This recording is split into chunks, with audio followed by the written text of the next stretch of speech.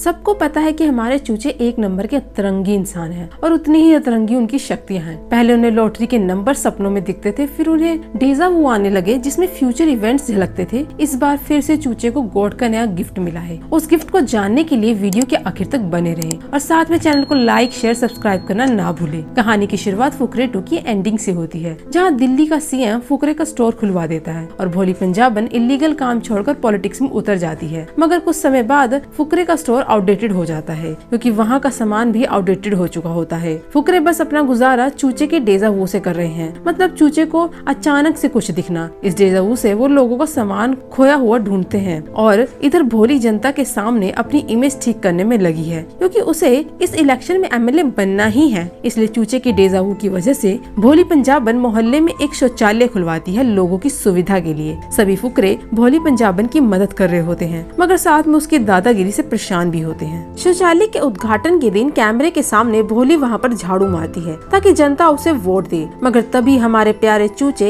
एक छोटे बच्चे की टूई साफ करने लग जाते हैं। यह देखकर वहाँ पर मौजूद जनता और कैमरा चूचे की वाह वाह करने लगते हैं, मगर तभी लाली को एहसास होता है और वह सबसे बोलता है कि अगर भोली इलेक्शन जीत गई ना, किसी का भला नहीं करेगी। लाली की बात सुनकर हनी भाई का दिमाग घूमता है और वो लोग डिसाइड करते हैं चूचे की पॉपुलैरिटी को देखकर चूचे को भोली के अगेंस्ट एमएलए इलेक्शन में खड़ा करने के बारे में। मगर तभी पंडित जी बोलता है कि इलेक्शन में पूरा खर्च 50 लाख रुपए का होगा।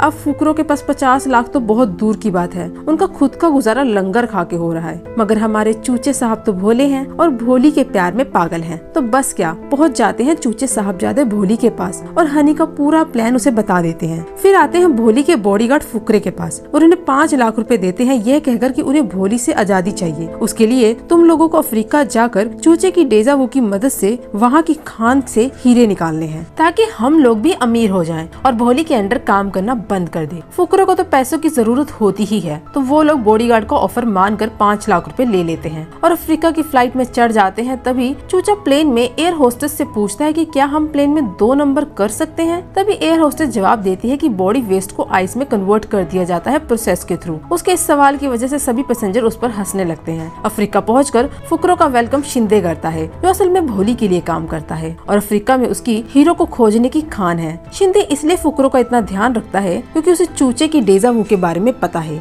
मगर हमारे चूचे तो जमा ही टेंशन फ्री घूमते रहते हैं और अपने आसपास के लोगों को स्ट्रेस देते रहते हैं। उन्हें अफ्रीका आए 10 दिन हो चुके हैं मगर चूचे को डेजा वू नहीं आता। तभी हनी भाई का दिमाग चलता है और वह समझ जाता है कि यह सब भोली का प्लान था उन्हें अफ्रीका भेजने का, ताकि वो एमएलए की कुर्सी पाले। चूचे को डेजा वू तभी आएगा अगर खान में हीरे होंगे, मगर खान में जब कुछ होगा ही नहीं तब डेजा वू कैसे आएगा। यह सब बातें हनी रात के समय सबको समझा रहा होता है। तभी चूचा को सच में डेजा वू आता है जिसमें उसे हीरे दिखते हैं। चूचे के चक्कर में फुकरे उस जगह पर सच में खोदते हैं, तभी उन्हें एक बड़ा हीरा मिल जाता है। तभी वहाँ पर शिंदे की भतीजी आ जाती है, जिसे देखकर चूचा हीरा निगल लेता है और फुकरे वहाँ से भाग निकलते हैं। उसकी खबर भोली तक पहुँच जाती है। फुकरे वहाँ से भागकर किसी खंडर में छुप जाते हैं, जहाँ पर चूचा सबको बताता है कि उसने हीरा निगल लिया है। यह सुनकर सब डर जाते हैं क्योंकि उससे चूचे की मौत भी हो सकती है, मगर हमारे अतरंगी चूचे को कुछ नहीं होता। फुकरे रात उसी खंडर में बिताते हैं और हनी और चूचा साथ में सो रहे होते हैं। तभी दोनों को एक साथ बिजली की तार से करंट लग जाता है। किसी तरह पंडित और लाली उन्हें बचाते हैं। करंट लगने की वजह से दोनों का शरीर थोड़ी देर के लिए काम करना बंद कर देता है। तभी लाली एक कटोरे में चूचा को पेशाब कराता है और पंडित हनी का पसीना पोंछकर उसी पेशाब में निचोड़ देता है। फिर थोड़ी देर बाद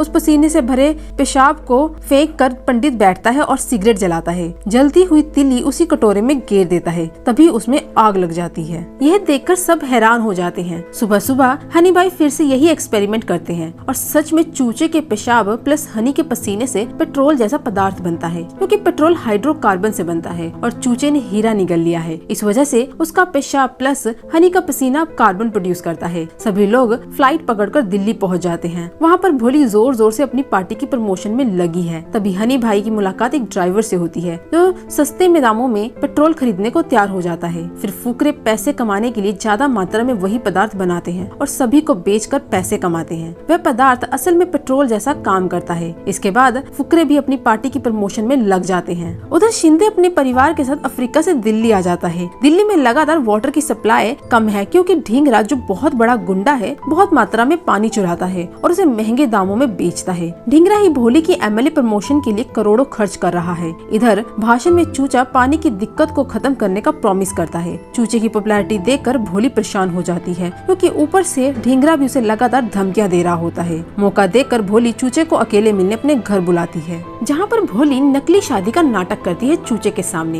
यह सब देखकर चूचा शादी रोकने के लिए भोली को हाइड्रोकार्बन वाली बात बता देता है। उसकी यह बात सुनकर भोली फिर से चूचे को अपने प्यार के जाल में फंसा लेती है। अपनी और चूचे की शादी की तस्वीर फुकरों को भेज देती है, मगर उसी रात जब चूचा टहलने जाता है तब कोई उसे किडनैप कर लेता है। अगले दिन जब फुकरे भोली के घर आते हैं तब भोली हाइड्रोकार्बन वाली डील का बराबर की हिस्सेदारी मांगती है और भोली की यह बात हनी भाई मान जाते हैं। फुकरों के जाने के बाद शिंदे भोली से मिलने आता है और उसे चूचे की किडनैपिंग के बारे में बताता है जो उसने कल रात देखी थी। तभी भोली समझ जाती है कि यह सब ढींगरे ने किया है। इधर पंडित हनी और लाली को बताता है कि हमें हाइड्रोकार्बन के बारे में सरकार को बता देना चाहिए, क्योंकि भोली का कुत्ता बनने से अच्छा है कुछ पसंद सरकार से लेना। तभी भोली हनी को फोन करके चूचे की किडनैपिंग और ढींगरे के बारे में बताती है। सभी लोग ढींगरे के पास पहुंच जाते हैं, जहां ढींगरे चूचे और हनी की मदद से पेट्रोल बनाएगा। इसलिए ढींगरा पूरी दिल्ली का वाटर सप्लाई बंद कर देता है, जिस वजह से पूरी दिल्ली में पानी की दिक्कत शुरू हो जाती है। तभी एक लड़का वाटर टैंक रोकने के चक्कर में उसका एक्सीडेंट हो जाता है। इस इंसिडेंट को टीवी पर न्यूज चैनल दिखाने लगते हैं और पानी की दिक्कत को भी, कि कैसे सभी लोग चूचे को गालियां दे रहे होते हैं। यह सब देखकर फुकरों को बहुत बुरा लगता है और वो लोग मौका देखकर चूचे की वीडियो बनाते हैं, जिसमें चूचा सबसे माफी मांगता है और आम जनता को ढींगरे की लोकेशन सेंड कर देता है। जब ढींगरा भोली और फुकरों पर जुल्म ढा रहे होते हैं तभी काफी तादाद में आम जनता ढींगरे की प्लेस पर आती है, जहाँ पर पानी की कोई दिक्कत नहीं होती। सभी लोग ढींगरे को मारने लगते हैं। जब उसकी जान बचती है तब सबसे पहले ढींगरा पानी मांगता है, तब जाकर उसे पानी की अहमियत का एहसास होता है। इधर जब चूचे की पेट्रोल वाली बात सरकार को पता लग जाती है तब सरकार एक बार फिर से उस मिक्सचर का टेस्ट करती है, मगर इस बार उस मिक्सचर से आग नहीं बनती। तब पता लगता है कि रिसेंटली प्लेन में सफर करते वक्त चूचे का हीरा उसके पेट से बाहर निकल चुका है, इस वजह से अब उसका बाथरूम कार्बन नहीं बनाता। हम आखिरी में देखते हैं कि हीरा जफर भाई को मिल जाता है, क्योंकि चूचा वाला प्लेन जफर भाई के ऊपर से गुजर रहा होता है और तभी वहीं चूचे का बॉडी वेस्ट जो बर्फ बन चुका है जफर भाई के पास गिर जाता है और यहीं पर फिल्म खत्म हो जाती है। इसी तरह की मूवीज की एक्सप्लेनेशन के लिए हमारे चैनल को लाइक शेयर सब्सक्राइब करना ना भूले। Thank you.